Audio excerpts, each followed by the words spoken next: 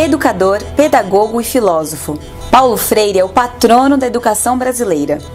Ele, que é considerado um dos pensadores mais notáveis da pedagogia mundial, possui 29 títulos de doutor honoris causa concedidos por universidades europeias e americanas. Esse reconhecimento é resultado de um método de educação popular que combina escolarização com a formação de consciência política dos estudantes. Não basta saber ler mecanicamente Eva viu a uva. É necessário compreender qual a posição que Eva ocupa no seu contexto social, quem trabalha para produzir uvas e quem lucra com esse trabalho. Paulo Freire. Essa é a essência dos ensinamentos de nosso patrono, e isso agora está sendo contestado. Uma proposta tramita no Senado Federal para tirar o título de Paulo Freire. O argumento é de que Paulo Freire é um pensador de esquerda e que promove a luta de classes. A proposta tem o apoio de grupos que se auto-intitulam de escola sem partido. Mas o legado de Paulo Freire está sendo defendido por movimentos de educadores, políticos e ativistas sociais, como este ato ocorrido na PUC, em São Paulo. Nesse momento em que está se andando para trás, comprometendo conquistas históricas do povo brasileiro, avanços que têm muito a ver com a contribuição que o Paulo Freire deu na história da educação desse país. Eles não suportam ele, eles querem exatamente tirá-lo da história do nosso país, que se esqueça Paulo Freire, porque a memória dele, né, o legado que ele deixou é algo tão forte e tão permanente que os questiona em relação àquilo que eles estão fazendo hoje. E o título, Paulo Freire, patrono da educação brasileira, o mantém vivo. Nós estamos vivendo hoje no mundo um momento de intolerância, um momento de desumanização e de desrespeito democrático profundo. Eu acho que uma das maiores provas disso é tentar tirar o nome de Paulo Freire daquilo que o consagrou. Tirar o nome de Paulo Freire de projetos associados à educação. Tirar o nome de Paulo Freire de ser o patrono brasileiro nessa área. Por uma razão muito simples. Paulo Freire era um homem que tinha lado, indiscutivelmente. Mas era um homem, para quem o conheceu como eu o conheci, tive a honra de ser amigo de Paulo Freire, é um homem que tinha a tolerância, o respeito pela humanidade imenso, um amor pelo ser humano e pela diversidade imenso. Paulo Freire jamais faria isto com um adversário ideológico. Ele o criticaria. Ele aprofundaria a reflexão, mas jamais praticaria um ato de violência contra alguém que não concordasse com ele. A educação, com letras maiúsculas, ela obrigatoriamente tem que ser democrática. A educação ela precisa estar pautada no respeito ao outro e no acesso de todos a uma educação pública de qualidade. Esse é o principal legado do Paulo Freire, é dessa maneira que ele construiu a sua história. De defender Paulo Freire, o que Paulo Freire nos ofereceu generosamente, amorosamente, instrumentos com os quais nós podemos lutar para uma sociedade mais tolerante, uma sociedade mais fraterna e uma sociedade onde todas as pessoas têm direitos e deveres iguais. Para falar sobre este assunto e sobre a defesa do legado de Paulo Freire, o programa de hoje recebe Nita Freire, curadora de seu acervo e companheira de Paulo por 10 anos. Pode entrar, a sala é sua.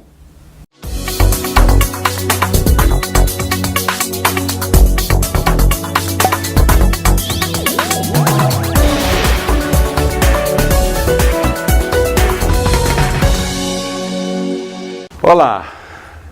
Esse é mais um Sala de Professores, que é o programa da FEPESP. Agradecemos a sua audiência, a sua participação e pedimos as suas críticas e as suas sugestões. Comunique-se conosco no fepesp.org.br. Hoje, com uma honra extrema de recebermos aqui a professora Nita Freire. Nita Freire é educadora, ela cursou pedagogia, é mestre e doutora em educação. E está aqui por 2 motivos. Primeiro, que em 2017 completam-se 20 anos do falecimento do grande Paulo Freire. Nita é viúva de Paulo Freire. E segundo, por essa violência que estão tentando fazer em caçar, como se poderia caçar, né, o título de Paulo Freire de patrono da educação. Patrono da educação não é um título que seja concedido pelo Congresso Nacional por nada. Patrono de educação é o título que Paulo Freire tem pela obra dele, pela pedagogia de Paulo Freire. Mas nesses tempos bicudos, nesses tempos endireitados, onde essa direita agressiva e desavergonhada quer roubar e quer destruir todos os mitos democráticos, socialistas, também investem contra Paulo Freire, que é o símbolo maior da educação desse país. Nita, muito prazer em recebê-la aqui, realmente nós estamos muito honrados. Muito obrigada, eu estou aqui à disposição, no que eu puder esclarecer a vocês e a todos e todas que nos ouvem em casa, estou pronta para isso. Muito obrigado. Estamos aqui também, nos ajudando nesse bate-papo com a Nita, o professor Ailton Fernandes, que é diretor da FEPESP e do Sindicato dos Professores de São Paulo, professor de História da rede pública e da rede privada. Tudo bem, Ailton? Tudo bem, Celso. Muito contente também de estar conversando, tendo essa oportunidade de conversar com uma pessoa que, além de ter uma grande história, porque eu sei que você tem uma grande história também, mas você foi companheira de um dos grandes brasileiros que nós tivemos. Então, para mim é motivo de orgulho estar aqui conversando com você, Nita. Muito obrigada. Fico muito satisfeito. Eu até digo que tem uma longa história mesmo, porque eu estou completando, na próxima semana, estou completando 84 anos. Que beleza. Então eu já tenho... Era engraçado, lá na PUC, no mestrado, diziam, Ana é patrimônio histórico, porque eu sou Ana Maria, né? É o patrimônio histórico da classe, porque sabia de tudo, tinha vivido tudo que se discutia da realidade brasileira. E dos seus 84 anos bem vividos, 20 anos do falecimento do Paulo Freire, quanto tempo você ficou casada com o Paulo? Eu só fiquei 10 anos. Só 10 anos? Foi muito pouco. Foi, realmente. Foi muito pouco. Paulo era um ser iluminado.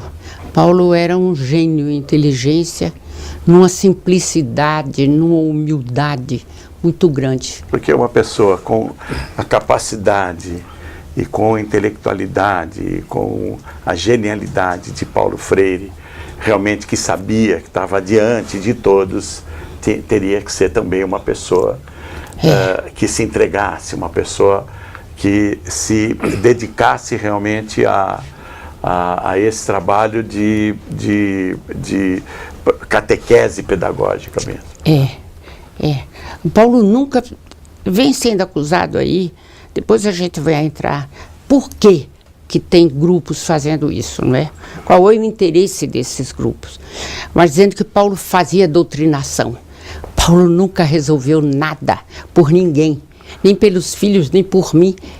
Não é? Quando eu tinha uma dificuldade de coisas minhas, com minha família, muito raramente, porque eu tenho uma relação fantástica com meus filhos, 4 filhos, netos. Mas ele dizia, não, vamos conversar, vamos discutir um pouquinho, e aí você vai vendo o que é que você vai fazer. Ele nunca procurou dirigir a vida de ninguém?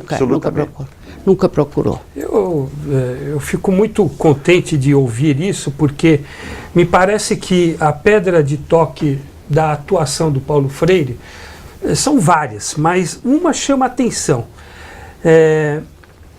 Ele falava e praticava que educar é um ato político.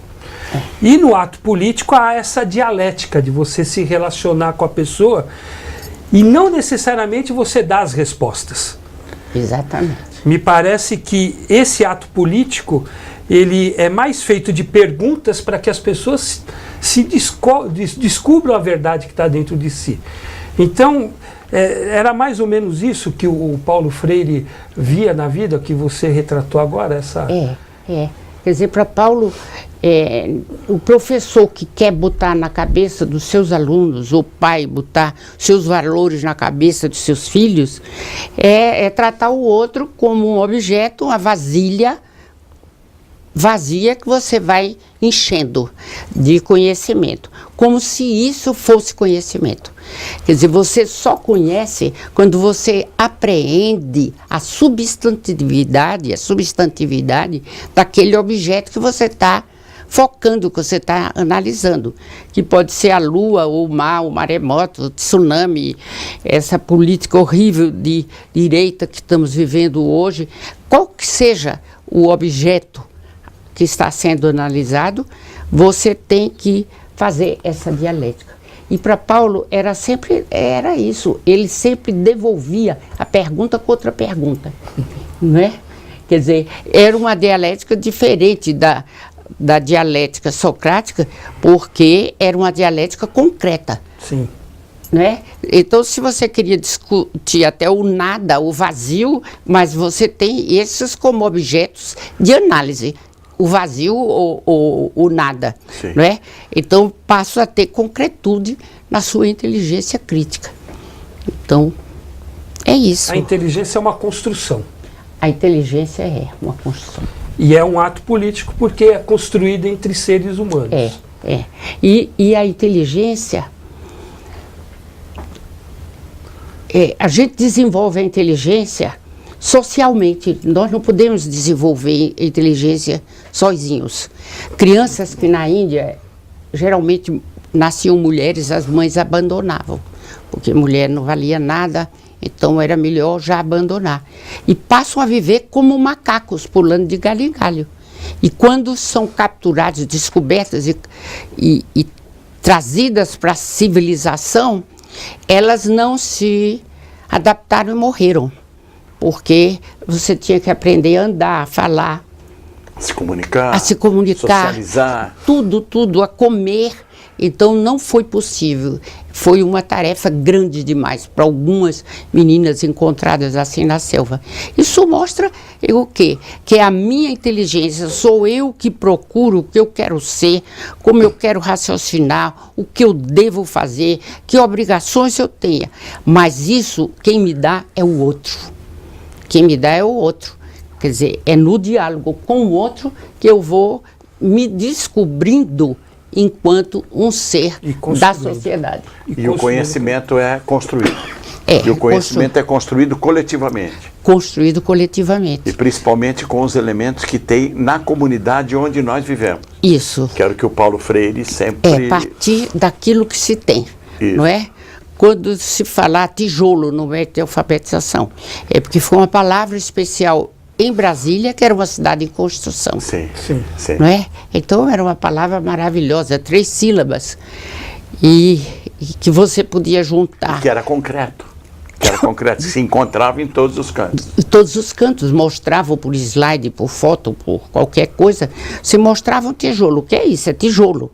Como é que você pronuncia? Tijolo. Então, quantos pedaços tem? Tem 3 pedaços, não é? E depois vamos misturar esses pedaços e vamos formar outras palavras. Foi assim que as pessoas foram descobrindo internamente, através de sua inteligência, provocado pelo outro. Se não tiver o outro, ele não se alfabetiza. E, bom... Nem se socializa. É lógico, nem socializa. O que se colocava no momento que aquelas cartilhas tradicionais do vovô viu a uva. A criança nunca tinha visto uma uva na vida.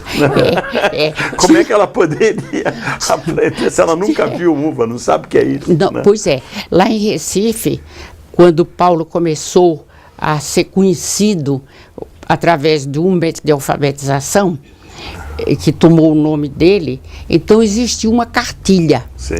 E Paulo dizia, olha, a cartilha já é para você... Isso que ele acusa um Paulo, é uma doutrinação, porque já vem tudo que é do conhecimento de quem redigiu a cartilha. Então, a gente vai construir a partir daquilo que a gente já sabe. Porque nós sabemos que sabemos muito mais aquilo que já sabemos. É muito mais fácil a gente entrar e ler um livro de algo que a gente já conhece do que a gente começar. Identificar aquilo. Então, para esse ato... Ficar a imagem com a escrita. E aí, veja, você tem que aprender, que esse é o momento de tomada de consciência. Você toma de consciência, você apreende. Aprende. Aprende apreendendo. Não é? O primeiro passo... Toma para si. É aprender. Quando você toma para si, aí você entende, vem aquela luz, puxa, mas isso é assim, que coisa mesmo. Fantástica, não é? Então, é a descoberta do conhecimento. Então, você conhece, e no momento que você conhece, você pode utilizar na linguagem escrita ou na linguagem oral, e aí isso fica fazendo parte de você mesmo, de todo o seu corpo consciente.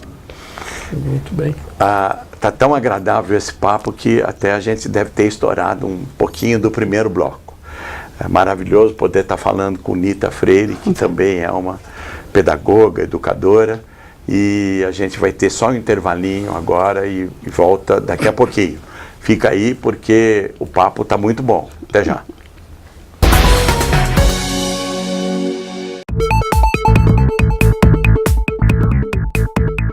Pessoal, as leis do trabalho mudam no dia 11. É a reforma do golpe. É a reforma para tentar acabar com seus direitos e enfraquecer o sindicato. É uma lei que não deve ser cumprida. Conte com o sindicato para resistir ao abuso. O que vale é o nosso acordo e a nossa convenção coletiva. Está aqui. É o negociado e é o que vale. Não aceite acordo individual, olho vivo. Mesmo na hora da homologação, as escolas têm que cumprir. É o seu trabalho, sua família e o seu futuro que estão em jogo. Resistir é seu direito.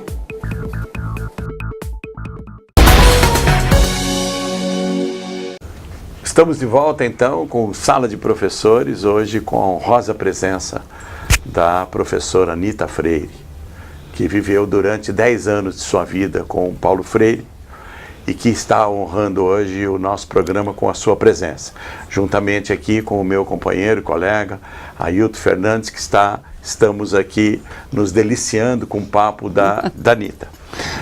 Queria também mencionar que a Nita acabou de lançar o livro Paulo Freire, uma história de vida, pela editora Paz e Terra. Você lançou há pouco tempo atrás, né, Nita, o livro? Eu vou te dizer, eu lancei, mas foi a segunda edição. Foi a segunda edição?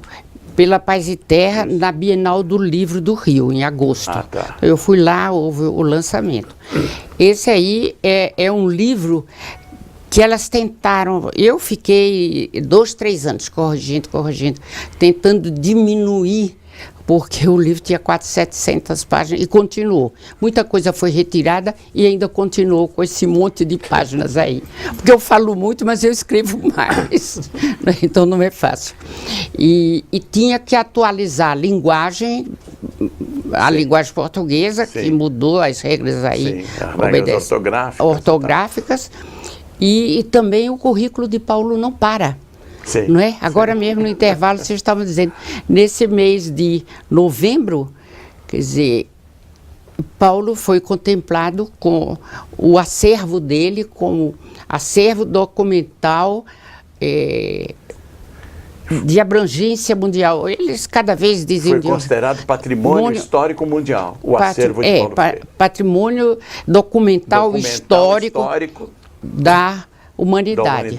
Então isso significa o mais alto nível que pode chegar. É a mesma coisa que dizer, olha, essa igreja aqui, a obra de Niemeyer, é patrimônio material da humanidade. O de Paulo não é material. É eterno. É eterno.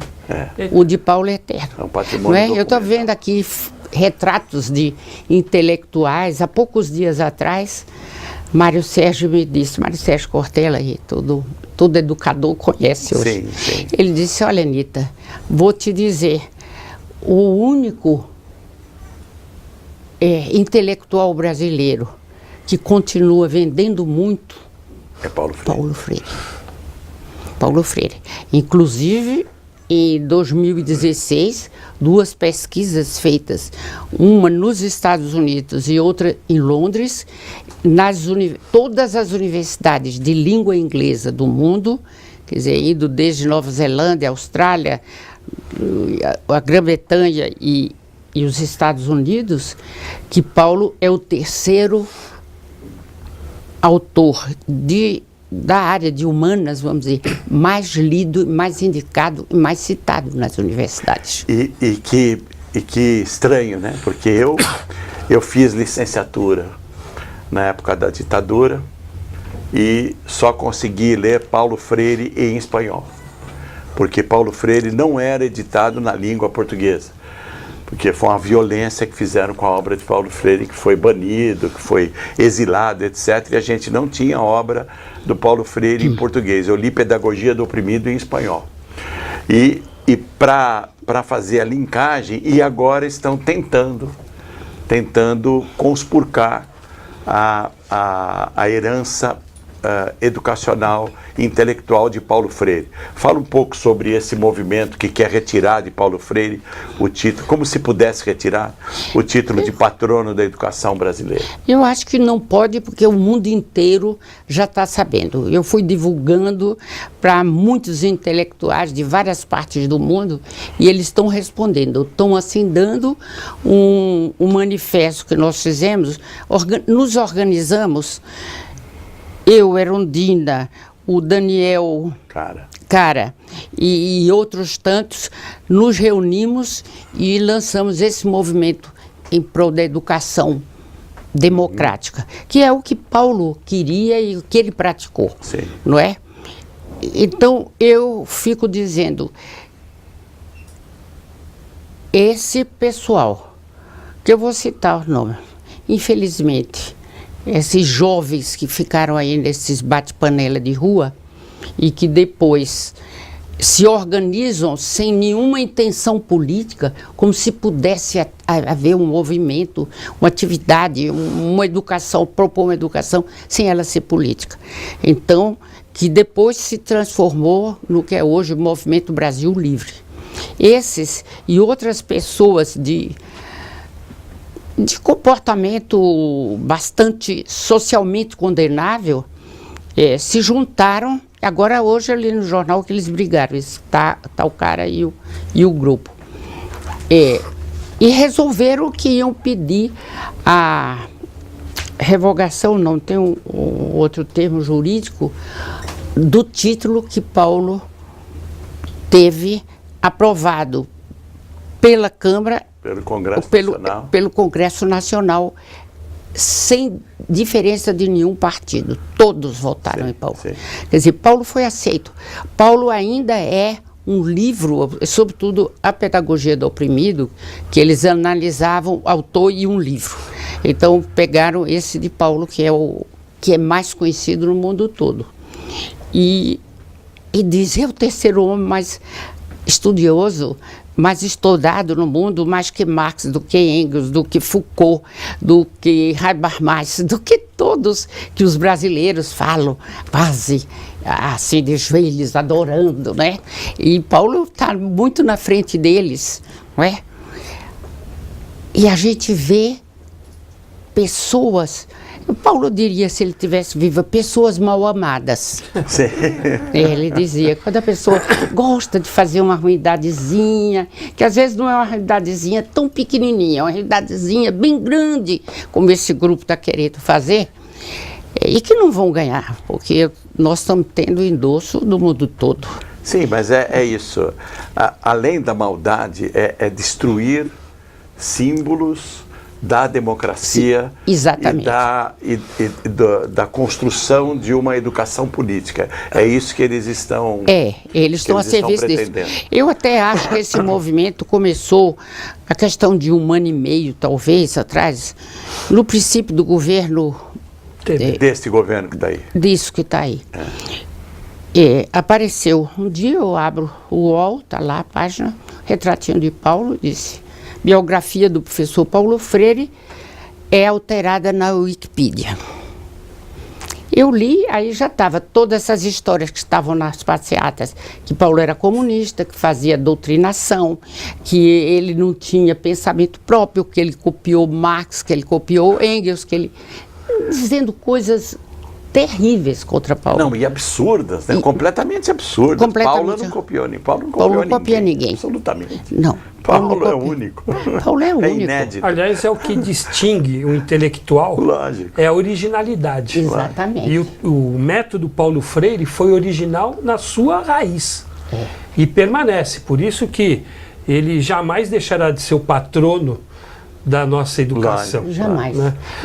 E eu penso também que talvez esse ataque que o Paulo Freire esteja sofrendo, Onita, ele pode ser para nós também uma provocação para a gente lutar contra alguns outros projetos que também atacam a educação brasileira, como por exemplo a escola sem partido. Exatamente. Então como é que se pode fazer uma educação coibindo o professor? Eu gostaria que você falasse um pouco sobre isso. Pois é. Deixa eu ver se eu continuo um pouco essa questão. Saiu essa deformação da biografia de Paulo. Eu telefonei para meu filho mais velho, que fez agora 60 anos, então já tem juízo, né? Então, de vez em quando, Ricardo, eu não sei como é que eu faço e tal. Eu quero escrever para esse Temer que está aí. Ele disse, se você quer, escreva. Aí eu escrevi, fui dormir. Fiquei abalada, mas digo, vou dormir e quero ficar em paz para amanhã eu ter a raiva suficiente para escrever. Porque Paulo dizia, a gente só faz os melhores atos nossos durante a vida movidos pela raiva ou pelo amor. Sim. Então eu digo, amanhã eu quero ter raiva, para eu ter mais amor a Paulo, para eu fazer essa carta bem feita. Eu sei que isso entrou em mais de 20 blogs. Sim. E na segunda-feira, no domingo de manhã, eu mandei para 3 endereços, Casa Civil, o e-mail particular dele e outras coisas mais. E quando foi na segunda-feira de manhã, eu cheguei em casa e a empregada disse, olha, uma moça telefonou, disse que volta a ligar, não quis dizer o que era. Eu abri o computador, tinha carta da Luciana Temer. Ela disse, olha, eu sabendo da notícia ontem, porque se divulgou, vai como fogo no vento, né? Sim. E foi uma coisa incrível. Ele ficou muito constrangido, dizendo que pedia desculpa, mas que não tinha sido iniciativa dele. Eu acredito realmente que não foi iniciativa dele, mas foi iniciativa dos comparsas. Eu, infelizmente, preciso interromper.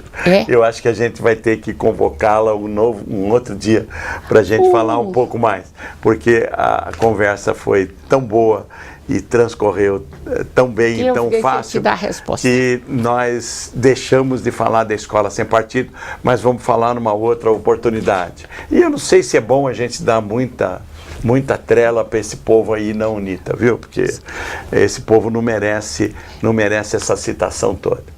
Muito obrigado pela sua presença. Muito obrigada a vocês que me receberam. Foi maravilhosa a sua participação. Um acolhimento maravilhoso. Muito obrigado, agradeço a Ailton também e agradeço principalmente você que está aí nos assistindo e que hoje teve um presente, foi presenteado pela presença aqui maravilhosa da professora Anita Freire. Continue nos prestigiando e participe, critique, sugira, fepesp.org.br. Até o próximo Sala de Professores. Obrigado.